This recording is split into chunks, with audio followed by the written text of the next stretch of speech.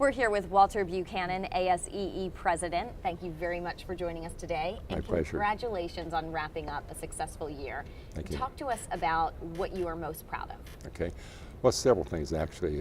One of our big challenges in higher education now is cost.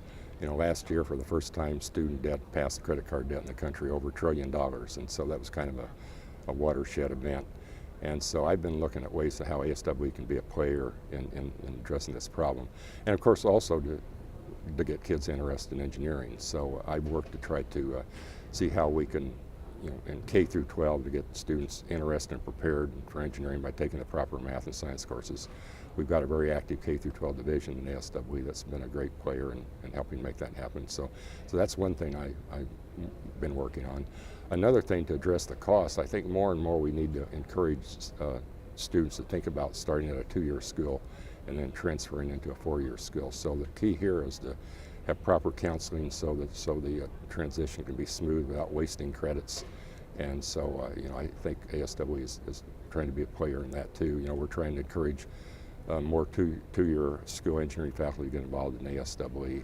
And they're very interested. I've been attending their meetings and working to see how we can increase that 2-year membership and then encourage, you know, transfers into 4-year schools. And then also the big thing now, you probably heard of MOOCs, you know, massive online, open online courses, and you know, how we can be a facilitator in that.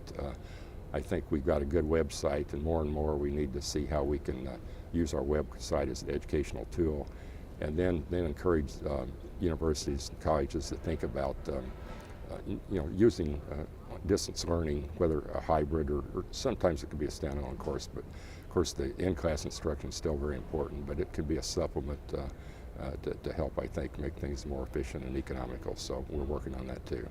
Now, you're only the second ASEE president in the field of engineering technology. That's Talk right. about your unique perspective. Okay.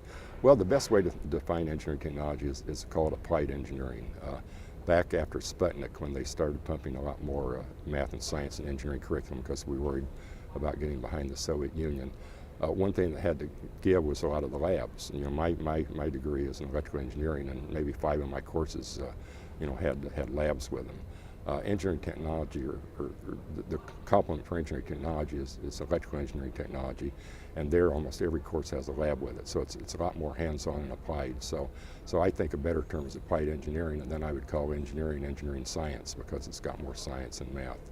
And so it's just a difference of focus. I mean, if you looked at the curriculum, you'd see the same courses, but the focus is different. You know, it's more applied, hands-on in engineering technology, and a little more theoretical, and you know, higher math and more science and engineering.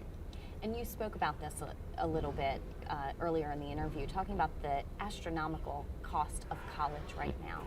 You mentioned a 2-year college first, then moving on to a 4-year university. What other advice do you have for students to help keep that cost down? Okay.